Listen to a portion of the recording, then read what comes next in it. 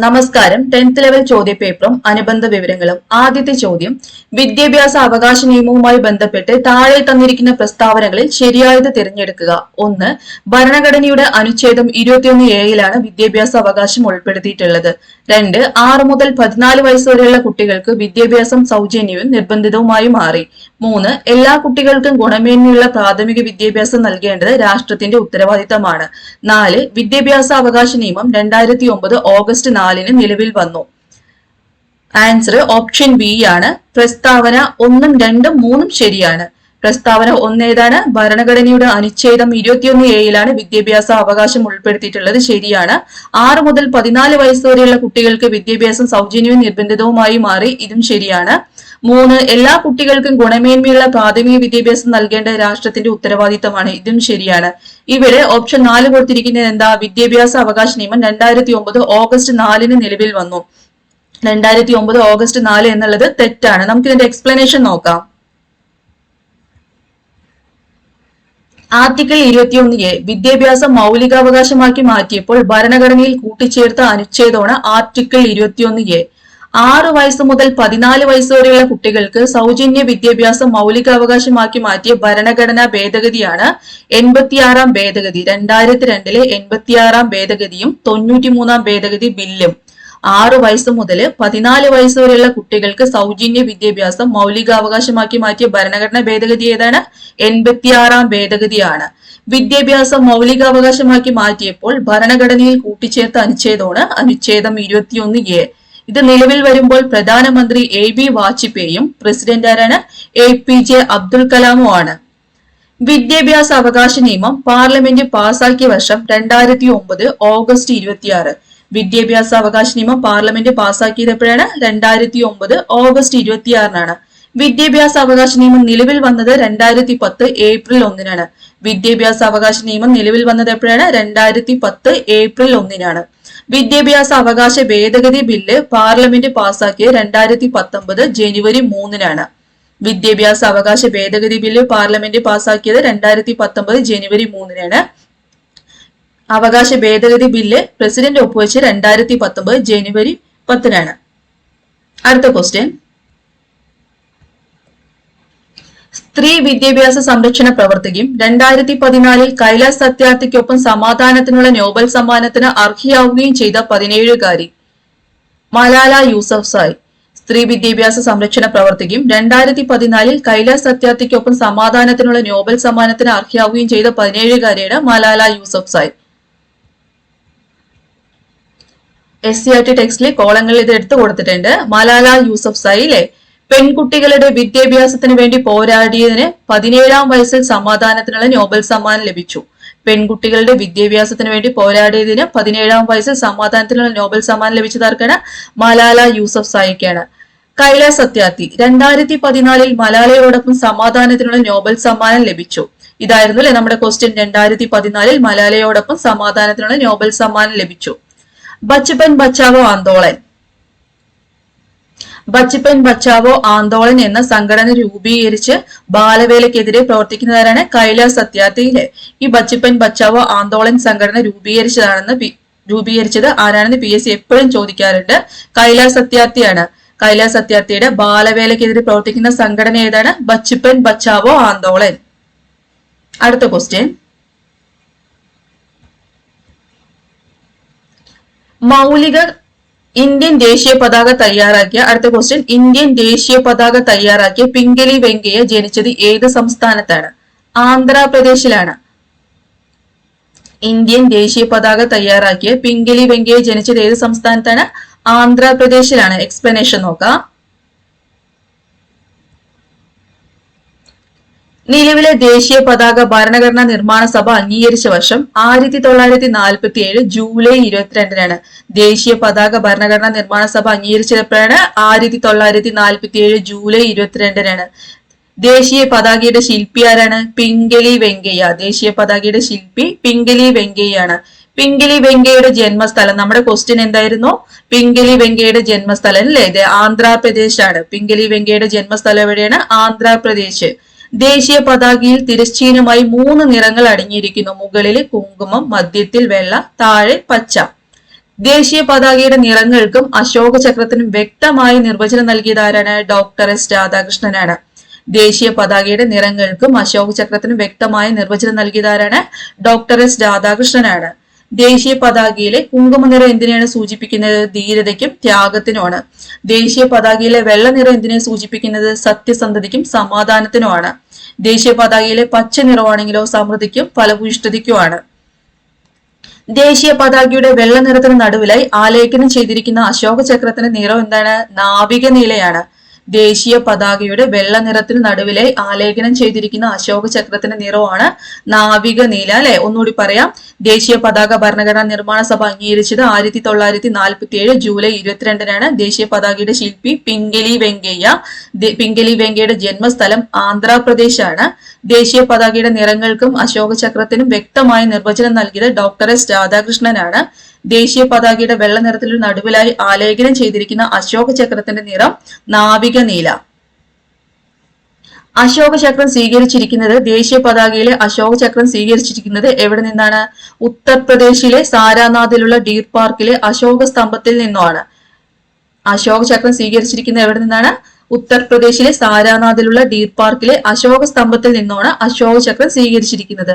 അശോക ചക്രത്തിലെ ആരക്കാലുകളുടെ എണ്ണം എത്രയാണ്? 24 അശോക ചക്രത്തിലെ ആരക്കാലുകളുടെ എണ്ണം എത്രയാണ്? 24 എണ്ണമാണ്. ഇന്ത്യൻ ദേശീയ പതാകയുടെ ആകൃതി ദീർഘചതുരാകൃതിയാണ്. ഇന്ത്യൻ ദേശീയ പതാകയുടെ ആകൃതി ദീർഘചതുരാകൃതിയാണ്. ദേശീയ പതാകയുടെ നീളവും വീതിയും തമ്മിലുള്ള അനുപാതം 3:2. മാറിപ്പോകല്ലേ, നീളവും വീതിയും തമ്മിലുള്ള അനുപാതം 3:2 ദേശീയ പതാക നിർമ്മാണത്തിന് ഖാദിയോ കൈത്തറി തുണിയോ മാത്രമേ ഉപയോഗിക്കാവൂ. 2021 ഡിസംബർ 30-ന് ഇന്ത്യൻ പതാക നിയമത്തിൽ വരുത്തിയ ഭേദഗതി പ്രകാരം മെഷീൻ നിർമ്മിത പോളിസ്റ്റർ പതാകകൾ ഉപയോഗിക്കാൻ സർക്കാർ അനുമതി നൽകിയിരുന്നു. ഇന്ത്യയിലെ ഏക ദേശീയ പതാക നിർമ്മാണശാല കർണാടക ഖാദി ഗ്രാമോദ്യോഗ സംയുക്ത സംഘം.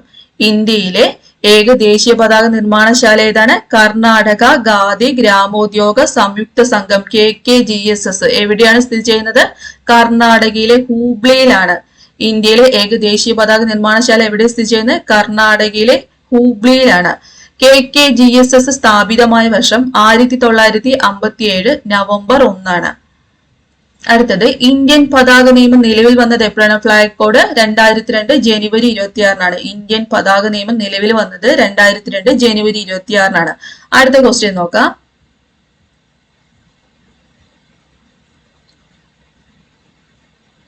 മൗലിക കടമകൾ ഇന്ത്യൻ ഭരണഘടനയുമായി കൂട്ടിച്ചേർത്ത ഭേദഗതി ഏതാണ്? മൗലിക കടമകൾ ഇന്ത്യൻ ഭരണഘടനയുടെ ഭാഗമായി ഭാഗം 4A-യിൽ കൂട്ടിച്ചേർത്ത ഭേദഗതി ഏതാണ്? 42-ാം ഭേദഗതിയാണ്. ഏതാണ്? 42-ാം ഭേദഗതി. നമുക്ക് എക്സ്പ്ലനേഷൻ നോക്കാം.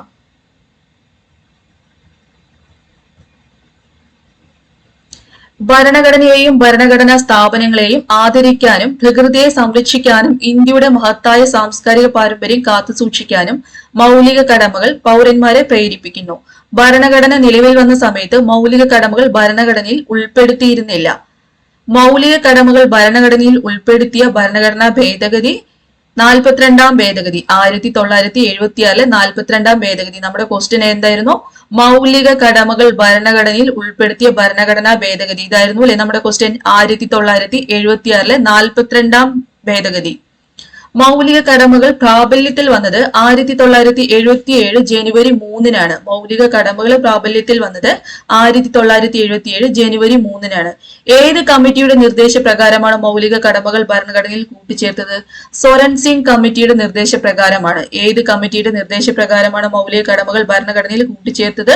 സോരൻ സിംഗ് കമ്മിറ്റിയുടെ നിർദ്ദേശപ്രകാരമാണ്. ഭരണഘടനയുടെ ഏത് ഭാഗത്താണ് മൗലിക കടമകൾ ഉൾപ്പെടുത്തിയിരിക്കുന്നത്? ഭാഗം 4A-യിലാണ്. ഭരണഘടനയുടെ ഏത് ഭാഗത്താണ് മൗലിക കടമകൾ ഉൾപ്പെടുത്തിയിരിക്കുന്നത്? ഭാഗം 4A-യിലാണ്. മൗലിക കടമകളെ കുറിച്ച് പ്രതിപാദിക്കുന്ന ഭരണഘടനാ വകുപ്പ് അനുച്ഛേദം 51A-യാണ്. മൗലിക കടമകളെ കുറിച്ച് പ്രതിപാദിക്കുന്ന ഭരണഘടനാ വകുപ്പ് ഏതാണ്? അനുച്ഛേദം 51A. 42ാമത്തെ ഭരണഘടനാ ഭേദഗതിയിലൂടെ 1976 എത്ര മൗലിക കടമകളാണ് ഭരണഘടനയിൽ ഉൾപ്പെടുത്തിയത്? 10 മൗലിക കടമകൾ അല്ലെ. 1976 42ാം ഭരണഘടനാ ഭേദഗതിയിലൂടെ എത്ര മൗലിക കടമകളാണ് ഭരണഘടനയിൽ ഉൾപ്പെടുത്തിയിട്ടുണ്ടായിരുന്നത്? 10 എണ്ണം. എത്ര മൗലിക കടമകളാണ് ഭരണഘടനയിൽ ഇപ്പോൾ ഉള്ളത്? 11 മൗലിക കടമകൾ. നിലവിലെ ഭരണഘടനയിൽ എത്ര മൗലിക കടമകളാണ് ഉള്ളത്? 11 എണ്ണമാണ്. 11ാമത്തെ മൗലിക കടമ ഏതാണ്? 6 വയസ്സ് മുതൽ 14 വയസ്സ് വരെയുള്ള കുട്ടികൾക്ക് വിദ്യാഭ്യാസത്തിനുള്ള സാഹചര്യം ഒരുക്കേണ്ടത് രക്ഷിതാക്കളുടെ മൗലിക കടമയെ കൂട്ടിച്ചേർത്തു അല്ലെ. 11ാമത്തെ മൗലിക കടമ ഏതാണ്? 6 വയസ്സ് മുതൽ 14 വയസ്സ് വരെയുള്ള കുട്ടികൾക്ക് വിദ്യാഭ്യാസത്തിനുള്ള സാഹചര്യം ഒരുക്കേണ്ടത് രക്ഷിതാക്കളുടെ മൗലിക കടമയായിട്ട് കൂട്ടിച്ചേർത്തു. എത്ര മൗലിക കടമകളാണ് 11ാമത് മൗലിക കടമ ഭരണഘടനയിൽ കൂട്ടിച്ചേർത്ത ഭേദഗതി ഏതാണ്? 86ാം ഭേദഗതി. 2002 86ാം ഭേദഗതിയാണ്. 11ാമത് മൗലിക കടമ ഭരണഘടനയിൽ കൂട്ടിച്ചേർത്ത ഭേദഗതി ഏതാണ്? 86ാം ഭേദഗതി. 2002 86ാം ഭേദഗതിയാണ്. നിർദ്ദേശക തത്വങ്ങളെ പോലെ തന്നെ മൗലിക കടമകളും കോടതിയിലൂടെ സ്ഥാപിച്ചെടുക്കാൻ കഴിയില്ല. നിർദ്ദേശക തത്വങ്ങളെ പോലെ തന്നെ മൗലിക കടമകളും കോടതിയിലൂടെ സ്ഥാപിച്ചെടുക്കാൻ കഴിയുന്നതല്ല. അടുത്ത ക്വസ്റ്റ്യൻ,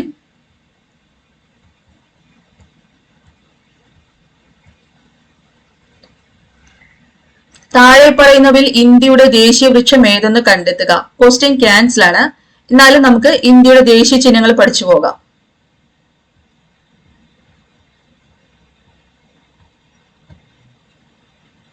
ഇന്ത്യയുടെ ദേശീയ ചിഹ്നങ്ങൾ അല്ലെ.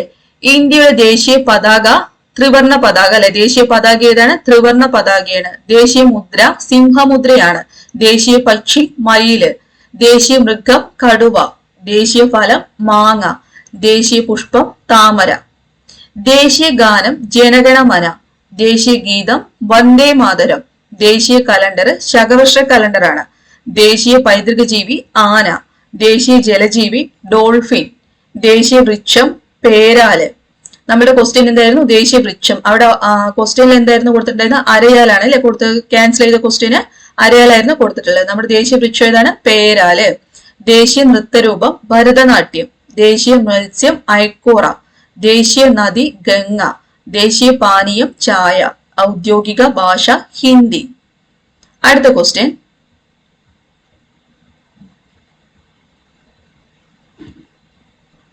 ഇന്ത്യയുടെ ദേശീയ ഗീതമായ വന്ദേ മാതരം ബംഗാളി കവിയായ ബങ്കിം ചന്ദ്ര ചാറ്റർജിയുടെ ഏത് കൃതിയിൽ നിന്ന് എടുത്തിട്ടുള്ളതാണ്?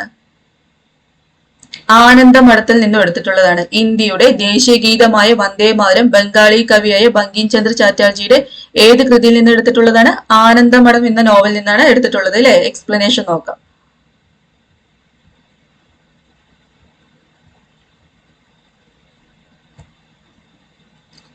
ദേശീയ ഗീതം വന്ദേ മാതരം. വന്ദേ മാതരം ദേശീയ ഗീതമായിട്ട് അംഗീകരിച്ച വർഷം 1950 ജനുവരി 24 വന്ദേ മാതരം ദേശീയ ഗീതമായി അംഗീകരിച്ച വർഷം എപ്പോഴാണ്? 1950 ജനുവരി 24 വന്ദേ മാതരം രചിച്ചത് ബങ്കിം ചന്ദ്ര ചാറ്റർജിയാണ്. ആരാ വന്ദേ മാതരം രചിച്ചത്? ബങ്കിം ചന്ദ്ര ചാറ്റർജിയാണ്. വന്ദേ മാതരത്തിന് സംഗീതം നൽകിയത് ജദുനാഥ് ഭട്ടാചാര്യ. വന്ദേ മാതരത്തിന് സംഗീതം നൽകിയതാരാണ്? ജാദുനാഥ് ഭട്ടാചാര്യ. 1950 ജനുവരി 24 ദേശീയ ഗീതം അംഗീകരിച്ചത്. വന്ദേ മാതരം രചിച്ചത് ബങ്കിം ചന്ദ്ര ചാറ്റർജിയാണ്. സംഗീതം നൽകിയത് ജാദുനാഥ് ഭട്ടാചാര്യ. വന്ദേ മാതരം ചിട്ടപ്പെടുത്തിയിരിക്കുന്ന രാഗം ദേശരാഗമാണ്. വന്ദേ മാതരം ചിട്ടപ്പെടുത്തിയിരിക്കുന്ന രാഗം ഏതാണ്?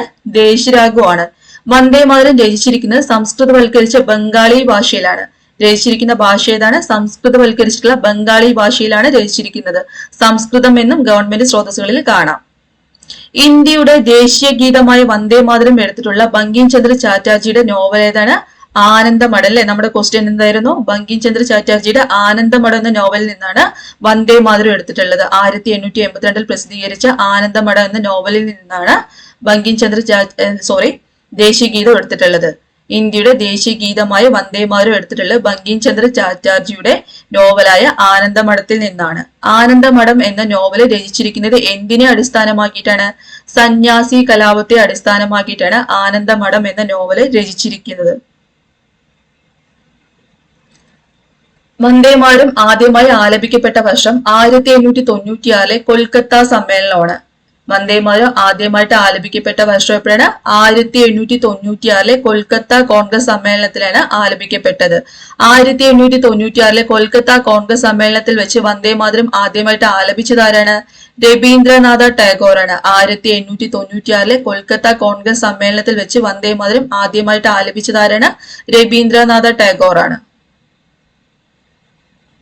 അടുത്ത ക്വസ്റ്റ്യൻ,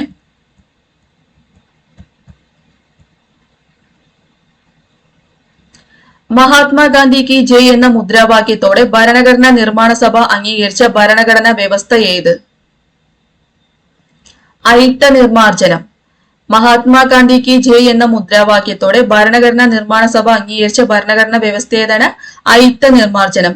എക്സ്പ്ലനേഷൻ നോക്കാം അല്ലെ.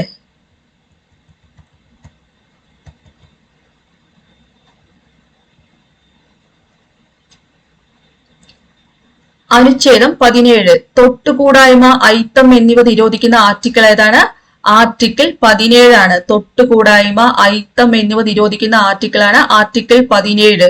മഹാത്മാഗാന്ധി കി ജയ് എന്ന മുദ്രാവാക്യം വിളിച്ചുകൊണ്ട് പാസാക്കിയ ഭരണഘടനയിലെ ഏക വകുപ്പാണ് ആർട്ടിക്കിൾ 17. നമ്മുടെ ക്വസ്റ്റ്യൻ ഇതായിരുന്നു അല്ലെ. മഹാത്മാഗാന്ധി കി ജയ് എന്ന മുദ്രാവാക്യം വിളിച്ചുകൊണ്ട് പാസാക്കിയ ഭരണഘടനയിലെ ഏക വകുപ്പ് ഏതാണ്? അനുച്ഛേദം 17.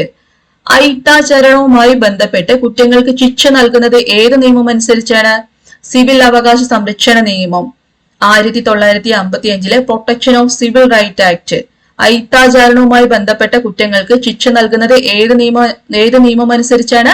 സിവിൽ അവകാശ സംരക്ഷണ നിയമം അനുസരിച്ചാണ്. 1955 പാർലമെന്റ് പാസാക്കിയ അൺടച്ചബിലിറ്റി ഒഫൻസസ് ആക്ടിനെ 1976 ഭേദഗതി ചെയ്യുകയും protection of civil rights act എന്ന് പുനർനാമകരണം ചെയ്യുകയും ചെയ്തു. 1955 പാർലമെന്റ് പാസാക്കിയ അൺടച്ചബിലിറ്റി ഒഫൻസസ് ആക്ടിനെ 1976 ഭേദഗതി ചെയ്യുകയും protection of civil rights act എന്ന് പുനർനാമകരണം ചെയ്യുകയും ചെയ്തു. ഈ നിയമം ലംഘിക്കുന്നവർക്ക് പരമാവധി 2 വർഷം വരെ തടവ് ശിക്ഷ ഉൾപ്പെടെ ലഭിക്കാവുന്നതാണ്. അയിത്തം എന്ന പദം ഭരണഘടനയിലോ ഈ ആക്ടിലോ എവിടെയും നിർവചിച്ചിട്ടില്ല. അടുത്ത ക്വസ്റ്റ്യൻ,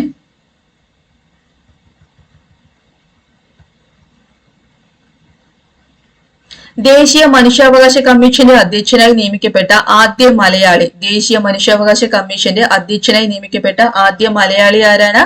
ജസ്റ്റിസ് KG ബാലകൃഷ്ണനാണ്. ദേശീയ മനുഷ്യാവകാശ കമ്മീഷന്റെ അധ്യക്ഷനായി നിയമിക്കപ്പെട്ട ആദ്യ മലയാളി ജസ്റ്റിസ് KG ബാലകൃഷ്ണൻ.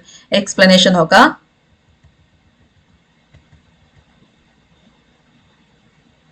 സാർവദേശീയ മനുഷ്യാവകാശ പ്രഖ്യാപനം നിലവിൽ വന്ന വർഷം എപ്പോഴാണ്? 1948 ഡിസംബർ 10. PSCയുടെ സ്ഥിരം ചോദ്യമാണ് അല്ലെ.